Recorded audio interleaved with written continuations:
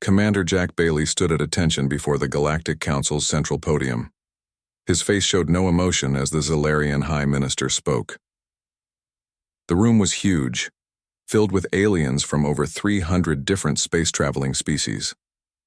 Everyone was quiet. For the crime of building military forces in the Orion Spur without permission, the human colonization fleet will be moved to the Tartarus system starting now. The High Minister's voice filled the room. The harsh conditions on the planets. There will be enough punishment. Jack kept his face calm, but his mind was racing. Tartarus was known for its extreme gravity, poisonous air, and deadly radiation. The council members thought they were giving humans a death sentence without actually killing them directly. Behind Jack stood 3 other humans: Lieutenant Olivia Reeves, the fleet's top engineer, Dr. Sam Powell, who studied alien life, and Frank Carter, the diplomatic officer. Their faces remained neutral, a skill they had learned during 20 years of difficult talks with alien species who still saw humans as primitive newcomers. What the council did not understand was humanity's history, a species from a high-gravity world with harsh seasons and radiation from their sun. Humans had spent thousands of years adapting to every challenge Earth had given them. As they walked back to their ship, Olivia finally smiled. "They think they're sending us to die." Jack nodded, allowing himself a small smile too. "Let's show them what humans do best. We endure." Back on the main human ship, the crew gathered to hear the news. Some looked worried, others angry. A few seemed excited by the challenge. "Tartarus system," Jack explained, showing a map of their new home on the big screen. One super-Earth with nearly twice Earth's gravity, constant storms, very high pressure. One smaller planet with less gravity but toxic air and high radiation. 3 moons with mining potential.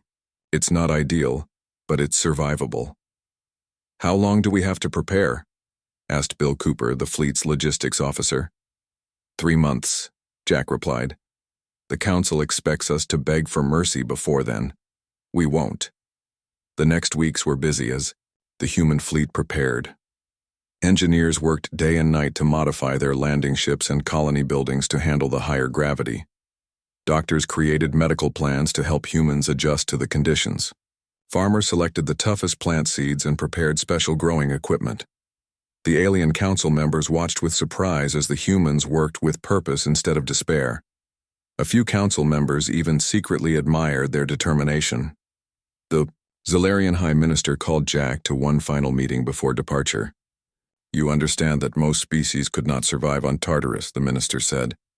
"Many council members believe we are being merciful by not simply destroying your fleet for your violations." Jack stood tall.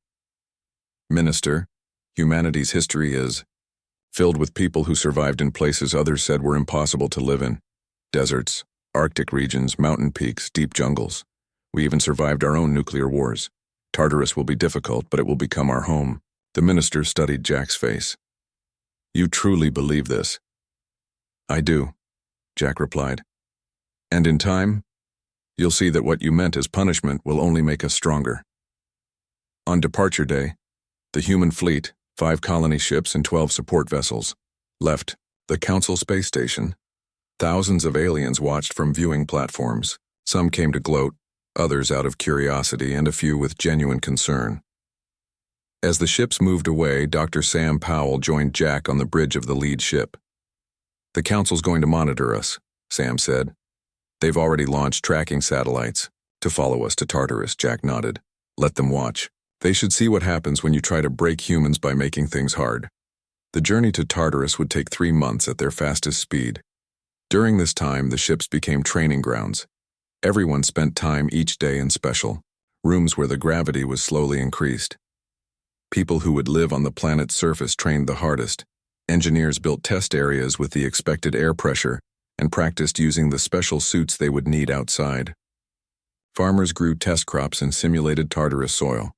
Builders practiced working with the stronger materials they had designed. Even the children were prepared. They learned about their new home and trained their bodies for the conditions they would face. They turned the training into games, competing to see who could move best in the high-gravity rooms. 2 months into the journey, Jack found Olivia in the ship's observation area, looking at the stars. "Having second thoughts?" he asked. She shook her head. "Just thinking about Earth. About how our ancestors crossed oceans not knowing what they'd find, how they climbed mountains just because they were there, how they went to the moon with computers less powerful than our coffee makers." Jack smiled. "And now we're going to a hell planet because some aliens think it will kill us." "Their mistake," Olivia replied. "They don't understand that difficulty doesn't frighten us. It challenges us." As they got closer to Tartarus, the mood on the ships grew more focused. People finished their preparations and checked their equipment again and again. They studied the latest scans of the planet, looking for the best landing sites. The day before arrival, Jack called everyone together for a final message. "Tomorrow we land on Tartarus," he said, his voice carried to all ships in the fleet. "The Council thinks they've sentenced us to a slow death. They expect us to suffer, to struggle, and finally to beg for rescue." He paused, looking at the determined faces around him. "But that's not what will happen. We will land, we will build, we will adapt, and in time we will thrive. This isn't our end. It's our beginning." The Council saw this as exile. We see it as endurance training. And humans are very, very good at enduring. The ships of the human fleet entered the Tartarus system the next morning. The harsh super-Earth loomed ahead, its surface partly hidden by swirling storm clouds. But instead of fear, the humans felt something else as they prepared to land. They felt ready. The human fleet arrived at the edge of the Tartarus system after 3 long months of travel. From the main window of the colony ship Resilience, Lieutenant Olivia Reeves looked at their new home. Tartarus Prime was huge in front of them, a planet with almost twice Earth's gravity, violent storms that never stopped around its middle, and air pressure that would crush normal spacesuits. The second planet, Tartarus Minor, wasn't much better. It had slightly less gravity but poisonous air and dangerous radiation levels. "The fleet is all here, Commander," Olivia said as Jack entered the room. "Our engineers have already changed the landing ships to work with the gravity. We're making the colony building stronger right now." Dr. Aaron Mitchell, the colony's main doctor, joined them at the window. "Medical teams are ready for the physical changes we'll need. The first children born here will naturally grow stronger bones." Jack nodded, looking at the storm-covered planet below. "How soon can we land?" "First wave goes down in 6 hours," Olivia answered.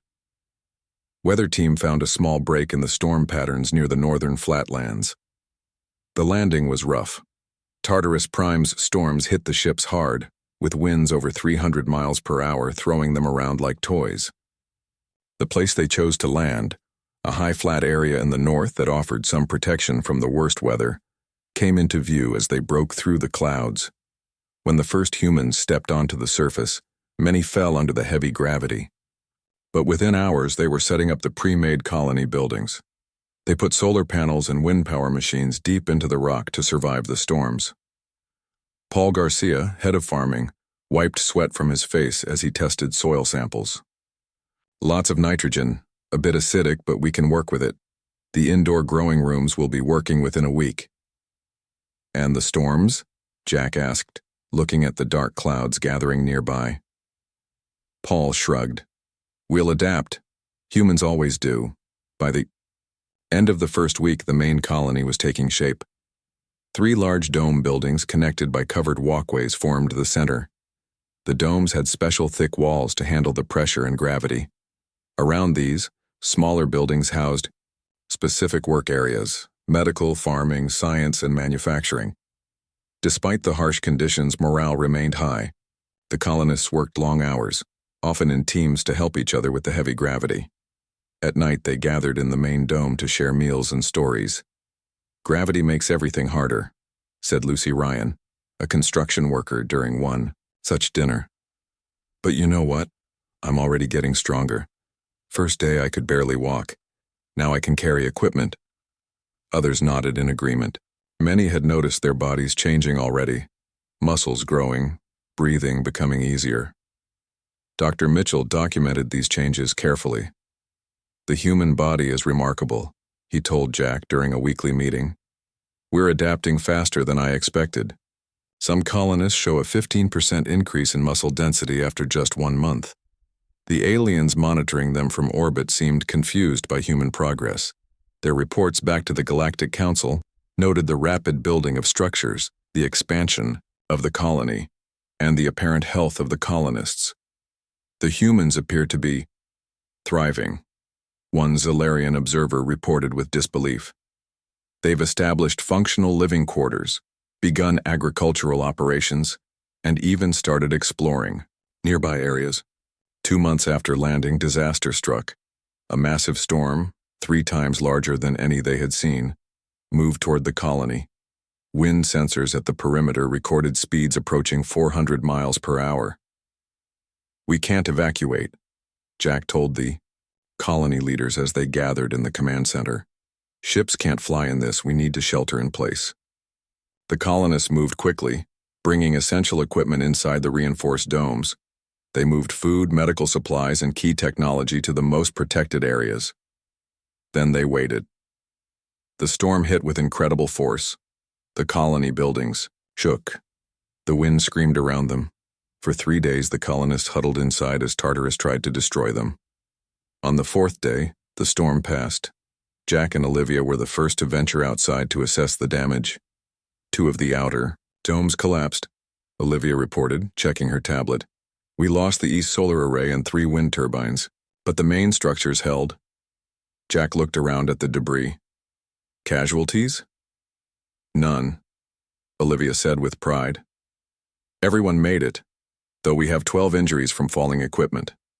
As colonists emerged from the shelters, they immediately began repairs.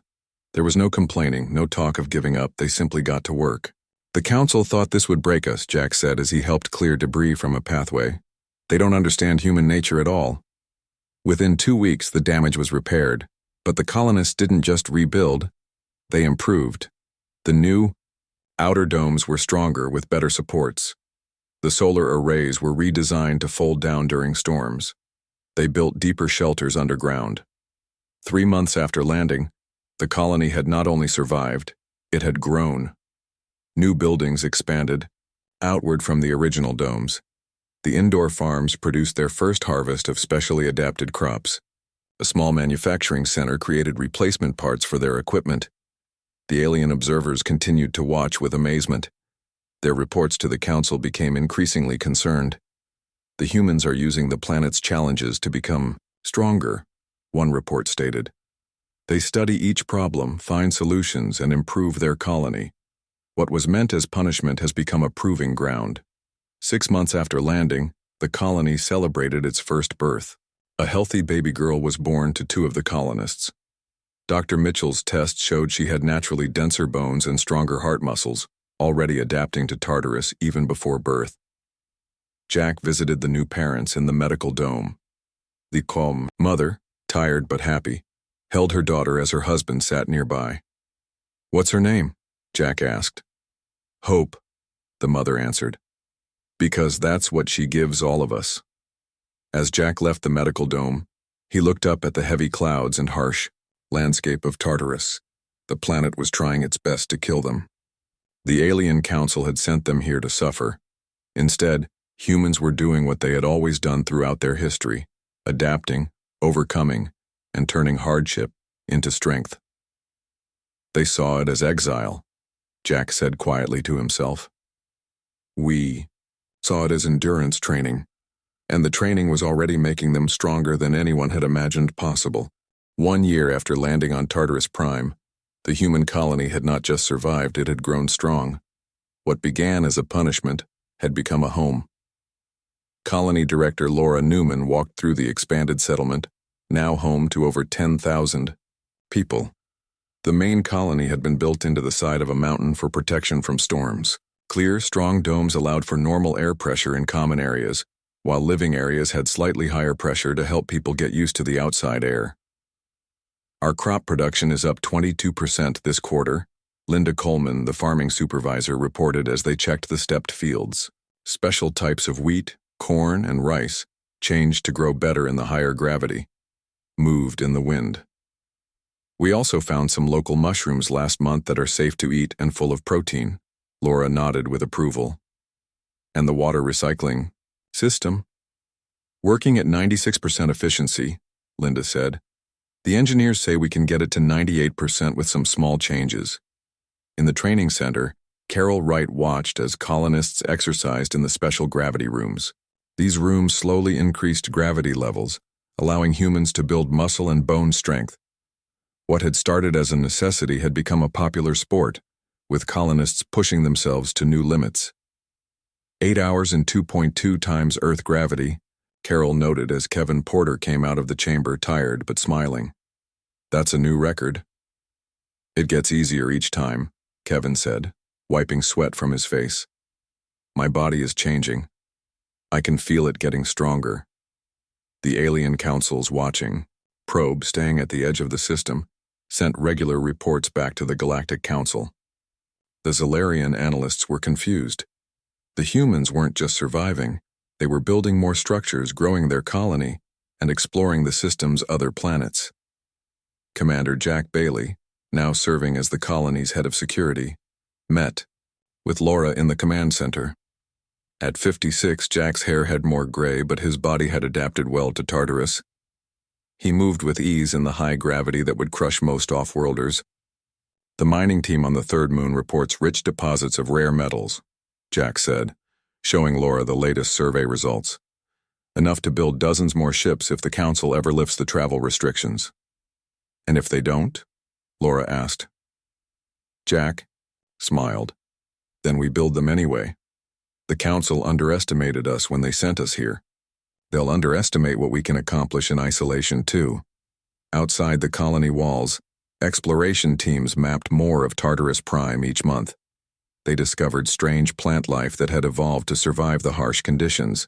Some of these plants had valuable properties: medicines, building materials, even natural compounds that helped humans adapt to the radiation. Dr. Aaron Mitchell continued to document how humans were changing on Tartarus. The children are showing the most dramatic adaptations, he told Jack during a medical review. Those born here have lung capacity 25% greater than Earth normal. Their bone density is remarkable. And their muscles develop differently, more compact but significantly stronger. The first generation of Tartarus-born humans was now walking and talking. At just 1 year old, they could move in the high gravity as if it were normal. They learned faster than Earth children too, their brains adapting along with their bodies. When a supply ship arrived from Earth, one of the few contacts permitted by the Council, the crew were shocked by what they found. You all look different, said the captain of the supply ship as he met with the colony leaders. He struggled to walk even with a special suit to help with the gravity. We are different, Laura replied simply. Tartarus has changed us. The supply crew brought news from Earth and the wider galaxy. The Galactic Council continued to debate the human question. Some members wanted to check on the colony, concerned about reports of human adaptation. Others insisted on maintaining the Exile, fearing what might happen if these stronger, more resilient humans were allowed to return to wider space. After the supply ship left, work continued on the colony's secret project, hidden in an underground facility beneath the mountain. Here, engineers designed ships specifically built for Tartarus-adapted humans. These vessels were smaller, stronger, and faster than standard human ships. The prototype will be ready for testing in 6 months, Olivia Reeves, now chief of engineering, told Jack as they inspected the work. At 54, Olivia had adapted well to Tartarus, though not as dramatically as the younger colonists. And the Council's watchers? Jack asked. Won't see a thing, Olivia assured him. We're using the planet's magnetic fields to hide our work. As far as they know, we're just mining. The Tartarus-born children were now attending school in specialized domes designed for their education. They learned not just regular subjects but also the history of their situation, how the Council had meant to punish humans, but had instead made them stronger. Why did they send us here? Asked a young girl during a history lesson. They thought this place would kill us, the teacher explained. They didn't understand that humans grow stronger when faced with challenges. Were they stupid? Another child asked, causing laughter among the class. Not stupid, the teacher corrected. Just different. Most species avoid hardship. Humans embrace it. 18 months after landing, the colony celebrated another milestone, the 100th birth on Tartarus. The population was growing faster than expected as more couples decided to have children, confident in their future on this harsh world. During the celebration, Jack found Laura watching the children play in a special park designed for their stronger bodies. These children could jump higher, run faster, and lift more than any human child born on Earth. Sometimes I wonder if the Council realizes what they've done, Laura said. They meant to contain us, to punish us. Instead, they've helped us start the next step in human evolution. Jack nodded. Sooner or later, they'll understand, and by then, it will be too late to stop us. A Tartarus year passed, equivalent to about 2 Earth years. The colony now had 3 major settlements across the planet's northern region. Mining operations had been established on 2 moons. Scientists had even set up a small research station on Tartarus Minor, the system's second planet. When another massive storm approached the main colony, bigger than the one that had hit during their first months, no one panicked. The colonists moved some operations underground, secured external structures, and waited calmly. The alien observers expected major damage. Instead, when the storm passed, the humans emerged, made minor repairs, and continued their work as if nothing significant had happened. They've adapted too well, one Zalarian counselor complained during a private council session. This was supposed to be punishment. No, another replied thoughtfully. This is simply what humans do. Perhaps we should reconsider our approach before these new humans decide to return to the stars. 5 years after landing on Tartarus Prime, the changes in the human colonists were impossible to ignore. Greg Nelson, born on Earth but raised since age 12 on Tartarus, could now move easily in the crushing gravity without any help. His muscles were 40% denser than normal humans, his bones much stronger. He wasn't special among the Tartarus colonists. All the younger generation was growing stronger, faster, and more tough. Dr. Aaron Mitchell kept careful records of these changes. It's amazing, he told Commander Jack Bailey, who now had gray hair but still stood tall despite the gravity. We're seeing very fast evolution. The children born here have hearts and lungs 30% more efficient than normal Earth humans. They can breathe better and move faster. The colony had grown to 3 main settlements across Tartarus Prime. They had mining operations on 2 moons and a science station on Tartarus Minor. The strong radiation that had first required heavy protection had led to new lightweight materials that were better than anything humans had made before. The rules set by the Alien Council only allowed limited contact with Earth, but the small trading ships that came 4 times a year brought news and some goods. The alien representatives who managed these visits reported back with growing worry about how well humans were adapting. In the colony's main square, now a busy market with local and Earth goods, Susan Blake, born on Tartarus, showed her strength by easily lifting a heavy box that would need 3 normal humans to move on Earth. Nearby, children raced each other in special suits designed to work with their stronger bodies rather than just protect them from the gravity. The council thought this place would break us, Olivia said, watching the demonstration.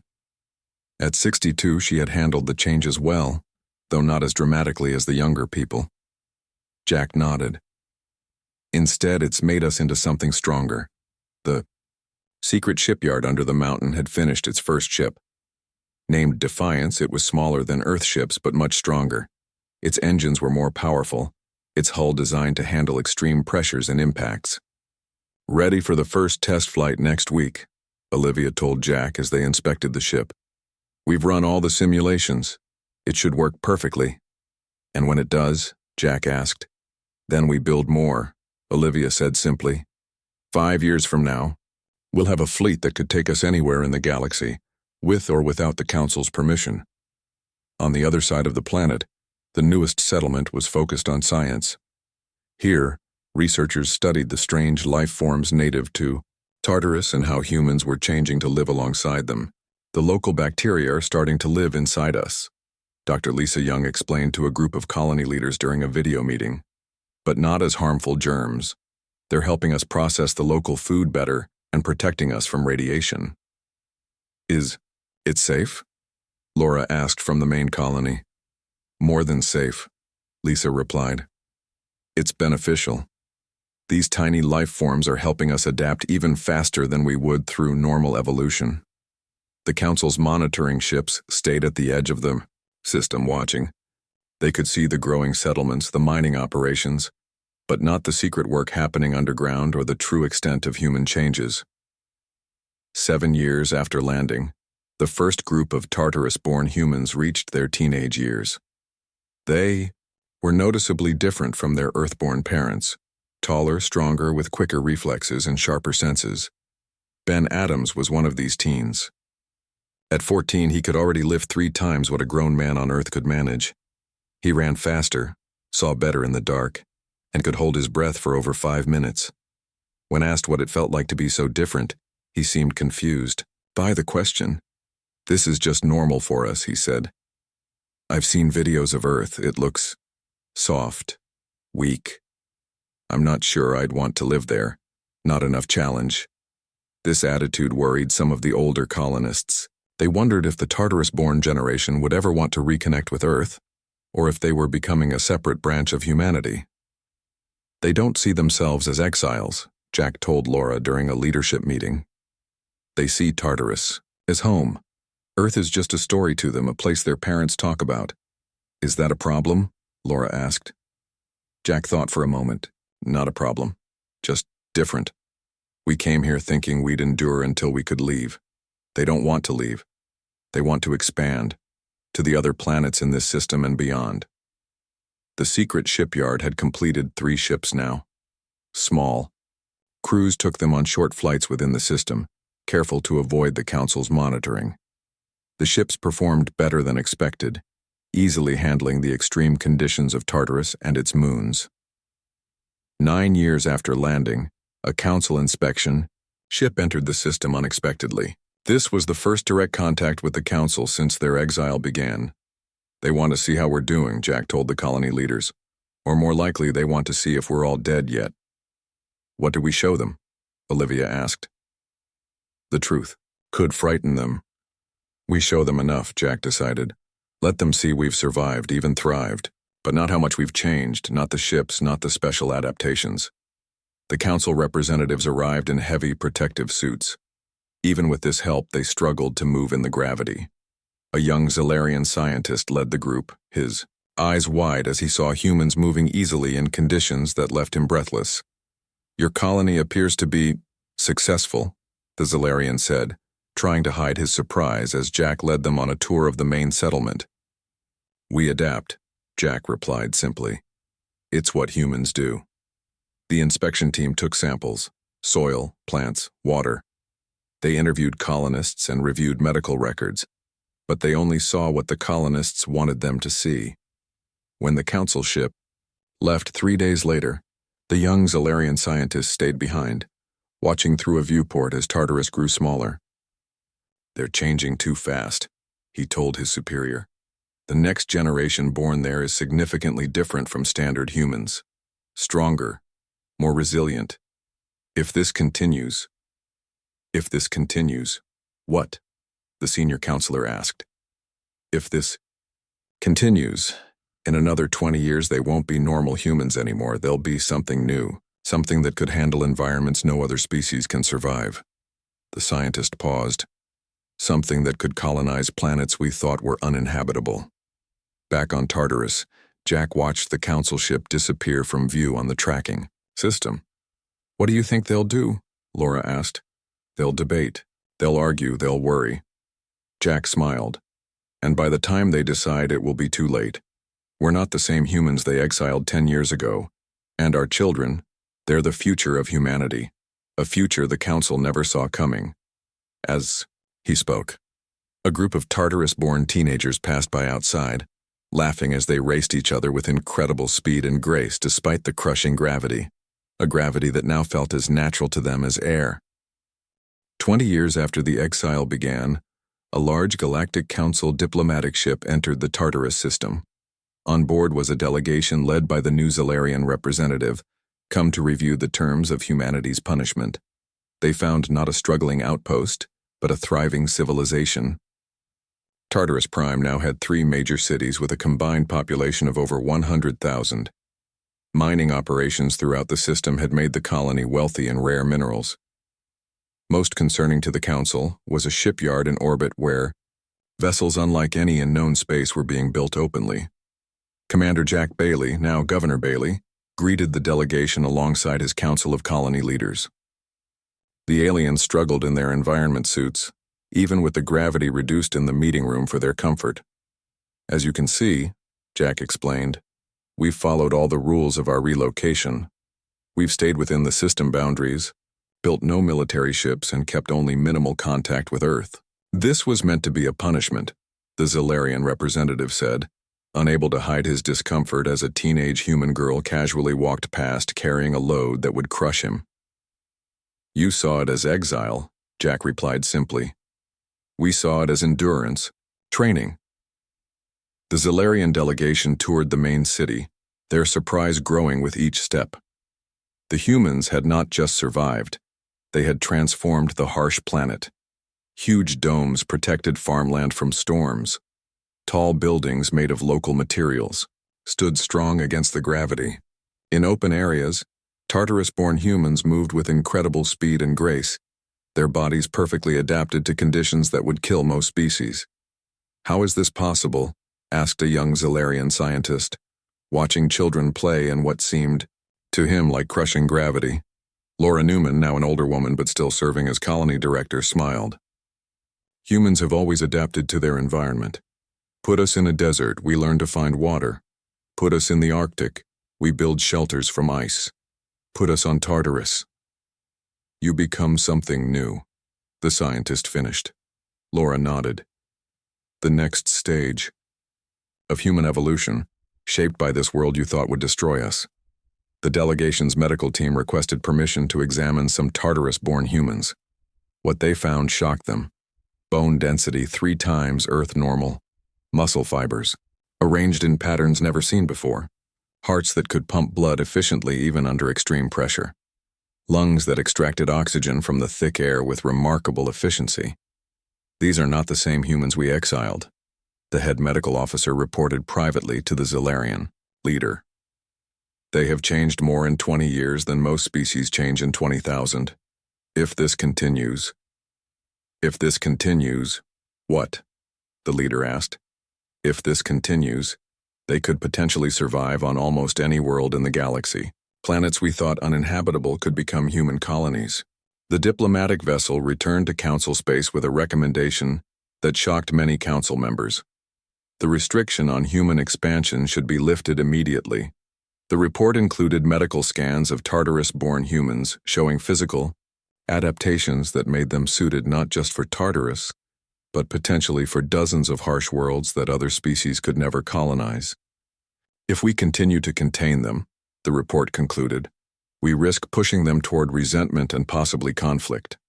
Better to guide their expansion than to try stopping what seems inevitable. The Council debated for months. Some members feared what these new humans might become. Others saw opportunity in alliance with a species that could live where no others could. In the end, pragmatism won. The Council voted to end the exile. When the news reached Tartarus, reactions were mixed. The older generation, those born on Earth, celebrated. Many had family back home they hoped to see again. But the Tartarus-born had different thoughts. Earth has low gravity and weak storms, said Kelly Ward, a 20-year-old woman born during the first year of the colony. Why would we want to go there? This sentiment was common among the young. They had grown up hearing stories about Earth, but Tartarus was their home. They had no desire to live on a world they saw as soft and unchallenging. 1 year after the restrictions were lifted, the first Tartarus-built ship prepared for its maiden voyage beyond the system. The vessel, named Endurance, was crewed entirely by humans born and raised in the crushing gravity and harsh conditions of their prison world. On the bridge, Captain Kelly Ward, selected to lead this historic mission, gave the order to depart. As Tartarus receded behind them, she opened a channel to the colony. Governor Bailey, Endurance has cleared orbit and is proceeding to the jump point. The aged Jack Bailey's voice came through clearly. Remember what we learned here, Captain. When others see only hardship, look for opportunity. Yes, sir, she replied, looking at her crew, stronger, faster, and more resilient than any humans who had come before them. After all, what doesn't kill us makes us stronger, her crew finished in unison, a saying that had become the colony's unofficial motto. As Endurance accelerated toward the stars, the Galactic Council received word of its launch. The new Zalarian High Minister called an emergency session. The humans are expanding again, one counselor said with alarm, just as they did before we exiled them. No, the High Minister corrected. What expands now is something new. Not quite human as we knew them, but something evolved beyond. We must prepare for a galaxy where these new humans can live in places we cannot, build civilizations on worlds we thought worthless. Are they a threat? Another counselor asked. The High Minister considered the question. They could be, but I believe they learned something from their exile, just as we learned something from our mistake in sending them there. What mistake? We thought harsh conditions would break them, the High Minister said. Instead, it forged them into something stronger. Perhaps the greatest mistake any species can make is to believe that adversity will weaken humans. Their entire history tells us the opposite is true. Back on the Endurance, Captain Kelly looked at the star chart showing their destination, a planet even more extreme than Tartarus, one that preliminary scans suggested had valuable resources, but conditions too harsh for any known species. Any known species except them. Plot the jump, she ordered. Let's show the galaxy what humans from Tartarus can do. Behind them, the colony on Tartarus continued to grow and evolve. What had begun as Exile had become the birthplace of a new chapter in human history. Future generations would look back at the Council's attempt to punish humanity as the turning point when humans truly began their journey to the stars, not as visitors or explorers, but as a species that could make any world their home. The Council had meant to contain humanity. Instead, they had unleashed it.